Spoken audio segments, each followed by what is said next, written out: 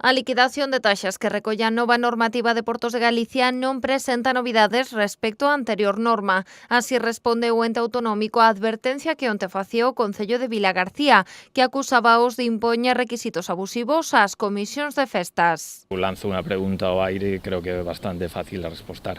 Esas mesmas comisións de festas que se reuniron hoxe comigo entregaron o ano pasado un aval de 3.000 euros cada unha delas para poder celebrar as festas? Eu creo que non.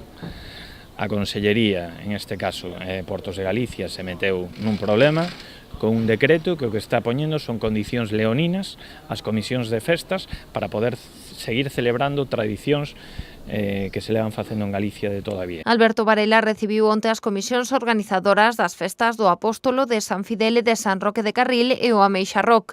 Ven con vos ollos o pago dun seguro de responsabilidade civil e das taxas portuarias, pero non a exixencia dun aval. Entón, o que piden é, se unhas administracións colaboramos en que se poidan celebrar as festas con personal, con materiais e con cartos, porque outras o que están facendo é tratando de recaudar e xustar as súas contas co bolsillo dos vilagarciáns, dos carrilexos e da xente de Vilaxoán.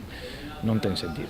As comisións pediron ao rexedor que o Concello actúe de altofalante da súa preocupación. Por iso, Alberto Varela xa solicitou unha reunión ao presidente de Portos de Galicia para buscar unha solución que garanta a celebración das festas. Senón, o Concello buscará alternativas. Dende logo, se a resposta é negativa, trataremos de buscar unha posible solución, porque o que non queremos é que os veciños de Carril, os veciños de Vilaxoán, se queden sin festas. Nós, como Concello, temos a súa disposición aqueles terreos que sexan municipais, aínda que non son fáciles, o sea, non polas condicións de Carril, non hai moitos espacios que sean municipais para poder celebrarlo. Pola súa banda, Portos de Galicia asegura que a nova norma manterá a autorización da práctica totalidade das festas que se viñan celebrando en anos anteriores nas instalacións portuarias. As únicas excepcións serán as que poidan presentar riscos para a seguridade.